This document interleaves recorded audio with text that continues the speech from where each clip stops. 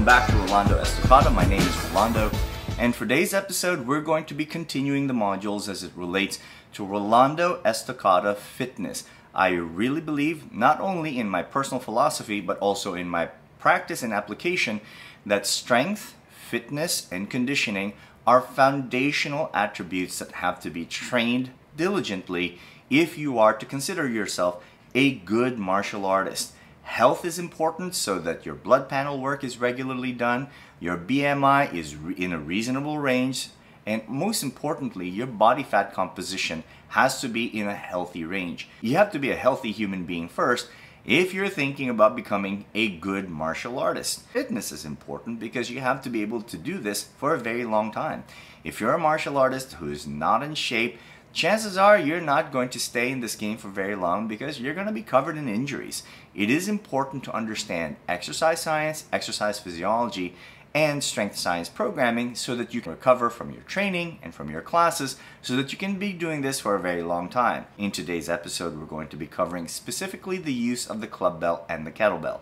Although the barbell and dumbbells play a very big part in my overall training, I like to give focus to Clubbells and Kettlebells because they have more crossover in weapons training in my personal experience. A big part of this is because the training is more multi-angular, it is circular in motion, and also whole body integrated, just like the specific physical demands of weapons training. So if you train with Clubbells and Kettlebells, there are attributes that you're going to be developing that are going to be a little more specific to crossing over into your martial arts weapons training. Today we're going to be covering specifically what is called the halo in the kettlebell world and also the gamma cast, which is something actually similar in movement but just have slightly different names.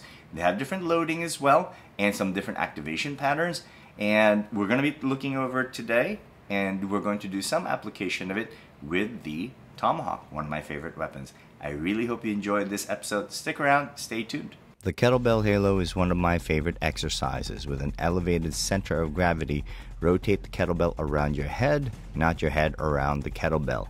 It develops shoulder mobility and core stability. This exercise is foundational to my practice because core stability and shoulder mobility are absolutely important as it relates to my longevity practices. When it comes to generating force, nothing compares to the effective use of the lats as well as the shoulder girdle. Not only do they generate force, they also stabilize the anatomy as it delivers that exact force. This is very similar to the kettlebell halo. It is with a Clubbell and it is called the gamma cast, named after the legendary Indian wrestler. One of the important features of this exercise is that it also works the rectus abdominis, the abs. Because of the extended lever, when that Clubbell goes behind my back, it actually forces me to pull forward with my abs and not my arms. This is the very definition of developing core-centric movements. This is a 25-pound Clubbell, and it is a warm-up for the heavier Clubbell that's coming up. This is the 45-pound Clubbell, and I can assure you that my core, my lats, and my shoulder complex is working overtime. My arms are actually relatively loose, so this is not an arm-centric movement, this is a core-centric movement. I feel this deeply in my abs, and my lats are getting a stretch, and my shoulders are protracting and retracting, all in preparation for good weapons work. I go ahead with a recovery set with the balisong to make sure that my fingers, my hands, and my wrists stay loose, because this part of my anatomy has to stay mobile and reactive and responsive so that I can be prepared for the next set of heavy Clubbell work or heavy kettlebell work. The next set is the closest to a sport-specific movement, and this is the one-hand gamma cast with a 25-pound Clubbell. It is important for me to make sure that my shoulders stay level and that my core is absolutely responsive to every change in the Clubbell's position throughout my anatomy. This is a very difficult movement, but it is actually closer to the kind of movements that we use in our weapons work. The extended lever with the weight further away from the hand ensures that my arm absolutely cannot work at any point. It has to be my core, my lats, and my shoulder complex. Now let's take a look at the Tomahawk. Start to make note of the specificity that occurs with the Tomahawk. I'm not going to move the Tomahawk like a Clubbell or a kettlebell, but it is important that I activate and position my shoulder correctly the same way as if I was using a kettlebell or a clubbell. This ensures that not only am I in a correct anatomical position, but this also ensures that when my shoulder is retracted, I don't want it protracted, I want it retracted so that my lats are in a position to fire and I can generate as much force as I can efficiently, proficiently, and effectively.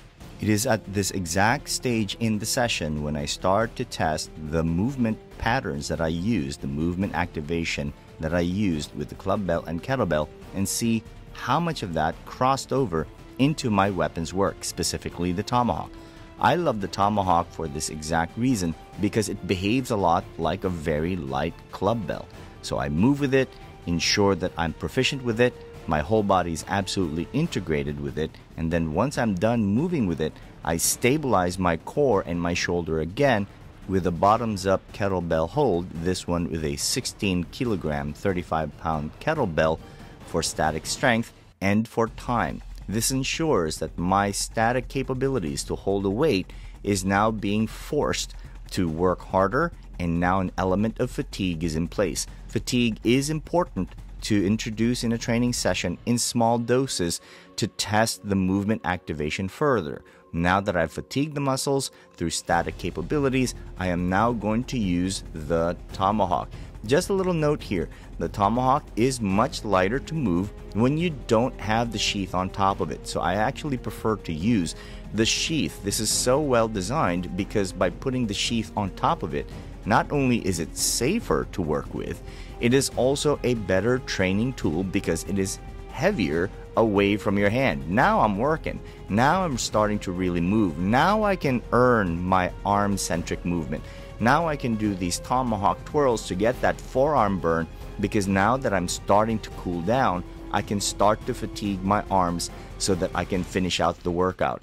I hope you really appreciate this episode. If you have any questions, leave them in the comments. Thank you. More videos to come.